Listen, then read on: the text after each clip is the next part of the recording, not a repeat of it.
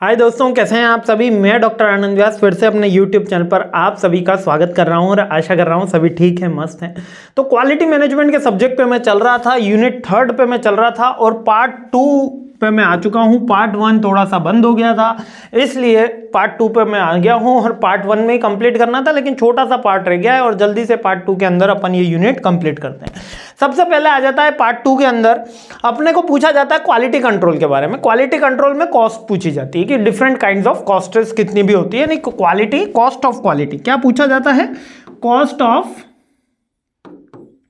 Quality.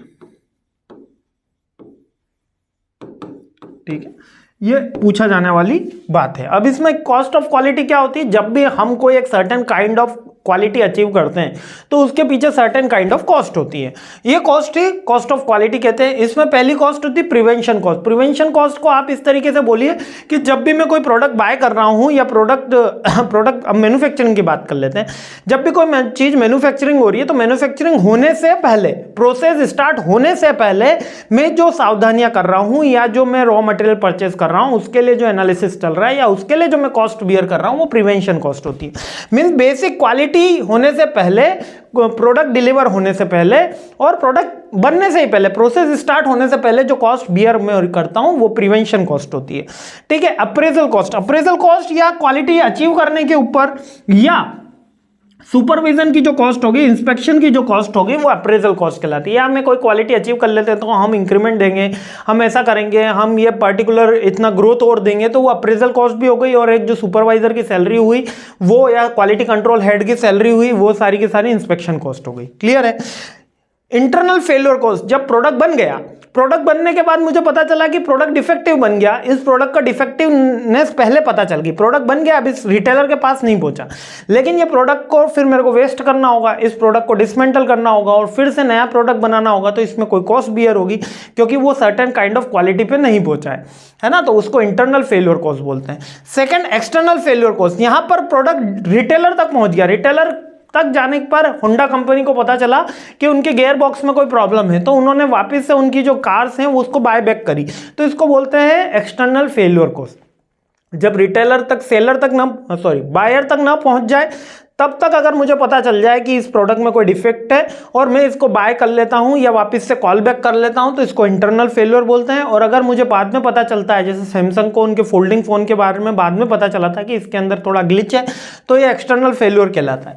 Clear हो गया। Appraisal cost यानी काइंड ऑफ इंस्पेक्शन कॉस्ट, और इसके ऊपर की जो कॉस्ट है प्रिवेंशन, जब कोई प्रोडक्ट स्टार्ट होता है उससे पहले अगर मैं कोई क्वालिटी इंस्पेक्शन करता हूं या क्वालिटी कंट्रोल की कोई टूल्स टेक्निक करता हूं या उस पर कोई कॉस्ट आ रही है, एक्सपेंसेस आ रहा होता है, तो वो प्रिवेंशन कॉस्ट कहलाती है। ठीक है, आगे बढ़ते हैं। इसके साथ में अब अपना है process failure mode and effect analysis. अब process failure mode and effect analysis क्या है जी? जब भी मैं कोई प्रोडक्ट बना रहा हूं तो उसके ऊपर डिफरेंट चीजें वर्क करती है, जैसे कि मैन, मशीन, मटेरियल, ठीक है, और प्रोसेस। ठीक है, तो ये जब वर्क कर रही होती है तो मैं जब इनका इंडिविजुअली एनालिसिस कर रहा होता है, इज लाइक अ चेकलिस्ट। मैं चेकलिस्ट बना के जब इनका एनालिसिस कर रहा होता हूं तो इसको बोलते हैं process failure mode and effect analysis. कि अगर कोई फेल हो गई, हमने कोई सर्टेन काइंड ऑफ प्रोसेस बनाई थी, वो फेल्ड हो गई, एक सर्टेन काइंड ऑफ क्वालिटी को अचीव नहीं कर पाई, तो उसके बिहाइंड द सीन क्या रहा, उसके रीजंस क्या रहे। तो इसके अंदर man, method, material, machine, measurement की अपन ने एनालिसिस फर्स्ट पार्ट के अंदर देखा है, और एनवायरमेंट, मदर अर्थ, इनको बारे में कोई दिक्कत आ रही है, कोई एनवायरमेंटल इशू भी आया, या मशीन की फॉल्ट थी, या मटेरियल की फॉल्ट थी, या मैन की फॉल्ट थी, या मेजरमेंट की फॉल्ट थी, किसकी एरर थी जिससे ये फेल्योर हुआ, तो इसको फाइंड आउट करने के लिए जो मैं मेथड यूज कर रहा हूं उसको बोलते हैं process failure mode and effect analysis. ठीक है, इसका एक चार्ट भी बनता है इस तरीके का। अब यहां पर देख लीजिएगा, यहां पर प्रोसेस भी बोल सकते हैं और इसको पोटेंशियल भी बोल सकते हैं। ठीक है, potential failure mode effect analysis. अब ये देखिएगा, पहले प्रोसेस स्टेप है, एक एक अपन इधर से चलते हैं। प्रोसेस स्टेप है, सेकंड और बड़ा कर देते हैं। प्रोसेस स्टेप है, ये एक तरीके की चेकलिस्ट बनती है। प्रोसेस स्टेप है, फिर सेकंड में रिक्वायरमेंट है, फिर थर्ड में फेल्योर मोड है और उसके रीजन है। कि अगर कोई प्रोसेस था उसकी रिक्वायरमेंट क्या थी, वो फेल्ड हो गया। तो किस कारणों से हुआ, इसके आगे रीजन आ गए और इसका पोटेंशियल फेल्योर के रीजन आ गए और उसका क्या सर्टेन काइंड ऑफ इफेक्ट रहा। आगे बढ़ूंगा जब मैं, तो उसके फेल्योर के कारण आ जाएंगे। फिर करंट प्रोसेस हम कौन सी फॉलो कर रहे हैं उसके फेल्ड होने के बाद, और फिर करंट प्रोसेस में हमने क्या चेंज करा है, क्या कोई चीजें रोकी है हमने ये, और उसका एंड में रिकमेंडेशन या एंड में, ताकि इस तरीके से फेल्योर हो ना। कुल मिला के एक तरीके का जब मैं चार्ट बना लेता हूं, एक तरीके का मैं एक ग्राफिक चार्ट बना लेता हूं जिसके अंदर मैं ये लिख दूंगा कि ये सर्टेन प्रोसेस थी, ये सर्टेन उसका रूल्स था, ये फेल्ड हो गई और ये फेल्ड होने के ये रीजन रहे, मैंने नई प्रोसेस ये अपनाई, उस रीजन अपनाने के ये कारण रहे और इससे मेरा डिजायर आउटकम ये रहा, और ये जो फेल्ड हुआ है इसके सॉल्यूशंस क्या थे, ये पूरा का पूरा एक तरीके से चेकलिस्ट टाइप बनता है, एक तरीके से चार्ट बनता है। ये ऑलरेडी अब मैं पीपीटी के अंदर अपलोड कर दूंगा, तो वहां पे आप इसको चेक कर लीजिएगा। सर्विक्यूल मेथड, सर्विक्यूल मेथड एक तरीके से गैप एनालिसिस में इसको बोल सकता हूं। सर्विक्यूल मेथड क्या होता है, एक तरीके का गैप एनालिसिस होता है। गैप मींस के अब 5 तरीके के गैप इसके अंदर बताए गए, ये बताए गए हैं कि सर्विक्यूल मेथड में अपन गैप एनालिसिस करते हैं। इसके अंदर ये चेक करते हैं जो हम प्रोडक्ट मैन्युफैक्चर कर रहे हैं और जो प्रोडक्ट कस्टमर तक पहुंच रहा है, क्या उसकी एक्सपेक्टेशन मैच हो पा रही है कि नहीं हो पा रही। जो मैंने प्रोडक्ट मैंने मैन्युफैक्चर करा, मैंने सोचा कि ये मोबाइल दुनिया का बेस्ट मोबाइल रहेगा, फोटो के लिए बहुत बढ़िया रहेगा, इसका रैम अच्छी रहेगी, गेम खेलने के लिए अच्छा रहेगा, लेकिन क्या यूजर को इतना अच्छा एक्सपीरियंस मिल पा रहा है as a price value, as a money value के अंदर, क्या मेरे कॉम्पिटिटर्स इसके लिए एग्री हैं। तो इसको सर्विक्यूल मॉडल एनालिसिस, या आप जैपनीज टेक्निक ही होगी वैसे तो, हाँ, better to quality perform with the model, Japanese technique ही है, गैप मॉडल के नाम से भी इसको यूज किया जाता, तो मैंने गैप एनालिसिस के नाम से इसको बार बार पढ़ रखा है। हाँ, ये कितने 5 तरीके के इसमें गैप निकलते हैं। देखो अब ये चार्ट के थ्रू ही मैं आपको सारे गैप्स याद करा दूंगा। सबसे पहला जो इसमें गैप आता है वो आता है customer and provider, customer and provider का गैप। अब देखना कि जो मैंने प्रोडक्ट बनाया है और वो कस्टमर तक पहुंच रहा है, उसमें डिफरेंट साइकोलॉजिकल गैप्स आएंगे। पहला कस्टमर एंड प्रोवाइडर, कस्टमर कुछ और सोच रहा है कि ऐसा फोन आए जिसमें रैम 8 GB हो, और मैं ऐसा फोन बनाने की कोशिश कर रहा हूं जिसमें फोटो काफी अच्छी क्वालिटी की हो। वो ऐसा फोन सोच रहा है कि जो 10,000 के बजट में हो और इसके अंदर इस सर्टेन काइंड ऑफ 50 मेगापिक्सल का कैमरा, और वो सोच रहा है मैन्युफैक्चरर कि मैं 100 मेगापिक्सल 1 लाख रुपए में देने की तैयारी करूं। तो पहला गैप यहां पर जनरेट हो जाता है, ठीक है। सेकेंड गैप जो जनरेट होता है वो यहां पर होता है जब मैनेजमेंट का कुछ परसेप्शन होता है और ट्रांसलेशन में अपन कुछ परसेप्शन बना लेते हैं। मैनेजमेंट आपको बेस्ट क्वालिटी प्रोडक्ट दे रहा है और कंज्यूमर उसके बारे में सोच रहा है कि बेस्ट प्राइस प्रोडक्ट, यानी कि जब दोनों के परसेप्शन में चेंज आ जाता है, मैनेजमेंट कंज्यूमर की आइडियोलॉजी नहीं समझ पाता और कंज्यूमर मैनेजमेंट की आइडियोलॉजी नहीं समझ पाता, तो इसका सेकंड गैप जनरेट होता है। फर्स्ट तो जो गैप जनरेट हुआ है वो उसकी बेसिक फिनोमिना में चेंज हुआ है, लेकिन यहां पर मैं मोबाइल लेने के लिए चला गया हूं। अब कोई मोबाइल के लिए जा रहा है, कोई आर्टिफिशियल इंटेलिजेंस के एक नए रोबोट के लिए जा रहा है, तो ये जब गैप आ रहा है तो वो फर्स्ट गैप। लेकिन एआई मोबाइल में अगर कोई गैप आ रहा है तो वो सेकंड काइंड ऑफ गैप है।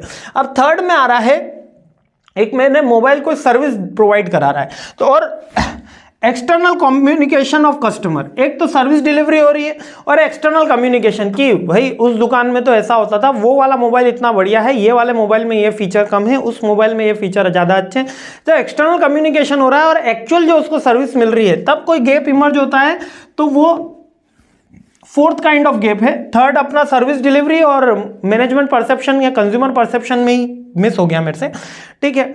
यानी कि थर्ड पे आता हूं मैं, फिर से एक एक करके ही समझाना पड़ेगा, अगर ये से समझाऊंगा तो आप कंफ्यूज हो जाओगे। सबसे पहला कस्टमर और मैन्युफैक्चरर के आइडियोलॉजी में गैप आ रहा है। कस्टमर मांग रहा है मोबाइल और ये बना के दे रहे हैं कार, ये जो गैप आया है ये गैप 1 है, ठीक है, क्लियर आ गया। अब दूसरे गैप के ऊपर आता हूं।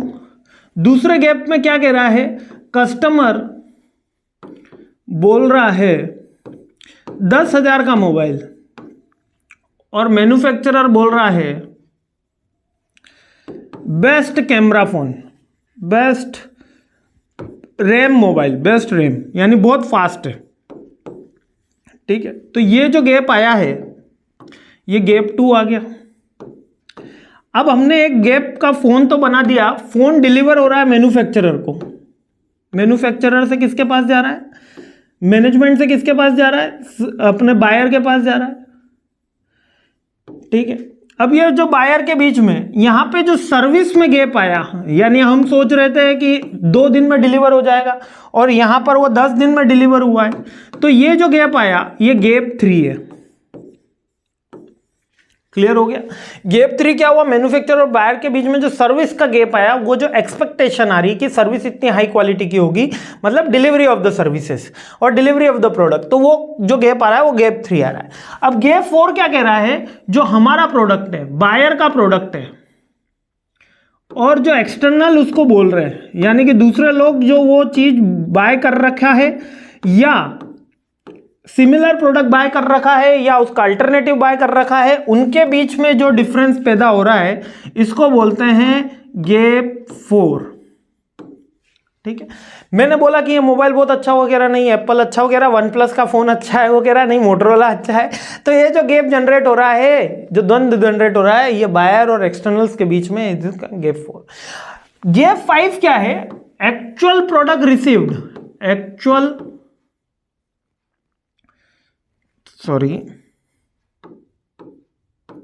और डिजायर्ड। मैंने तो सोचा था कि फोन लाऊंगा तो कम से कम 10 साल चलेगा, फोन चला मात्र 3 साल। तो ये जो डिफरेंस इमर्ज होगा इसको बोलेंगे अपन गैप 5। यानी कि बेसिकली जब हम क्वालिटी कंट्रोल का काम करते हैं तो इन्हीं गैप का एनालिसिस करते हैं कि एक्चुअल प्रोडक्ट जो डिलीवर्ड हुआ है और जो डिजायर्ड प्रोडक्ट डिलीवर, एक्चुअल तो डिलीवर्ड हो गया और डिजायर्ड जो था उसके बीच में जो लास्ट में गैप इमर्ज होगा वो गैप 5 कहलाएगा। एक्सटर्नल के बीच में और हमारे बीच में जो गैप इमर्ज हो रहा है गैप 4 कहलाएगा। जो सर्विस कमिट करी गई थी और एक्चुअल में डिलीवर्ड हुई है उसके बीच में जो गैप इमर्ज होगा वो गैप 3 कहलाएगा। मैन्युफैक्चरर और कस्टमर के परसेप्शन में जो गैप इमर्ज होगा वो गैप 2 कहलाएगा। और जो बेसिक इनके आइडियोलॉजी में गैप इमर्ज होगा, यानी कि मोबाइल दे रहा है और एक जना कार बना रहा है, तो जो गैप इमर्ज होगा वो गैप 1 कहलाएगा। ठीक है। और इसी को ही मैं सर्कुलर मॉडल के अंदर बताया गया है, सर्विस क्वालिटी मॉडल कह सकते हो आप इसको, गैप एनालिसिस कह सकते हो, यहाँ पर सारी की सारी चीजें बताई गई हैं। ठीक है। इसके अलावा ये कंज्यूमर एक्सपेक्टेशन है, स्पेसिफिकेशन है, डिलीवरी गैप है, कम्युनिकेशन गैप है और 5th गैप इसका 4th। जब ये चारों गैप इमर्ज हो जाएंगे, प्रोडक्ट डिलीवर्ड हो जाएगा, तभी 5th गैप इमर्ज होगा। और इसके अंदर अपन चेक करते हैं कि एक्चुअल प्रोडक्ट डिलीवरी और सर्विस क्वालिटी परसेप्शन और एक्चुअल में क्या डिफरेंस होता है, वो 5th गैप में आता है। आई होप ये सारे पॉइंट्स आपको क्लियर होंगे। कहीं कोई डाउट, कहीं कोई क्वेरी रह जाती है तो फील फ्री टू आस्क, और जल्दी अपन नेक्स्ट वीडियोस में मिलते हैं और ये सब्जेक्ट कंप्लीट करते हैं। जय हिंद। मस्त रहिए, मुस्कुराते रहिए, खुश रहिए। जय हिंद।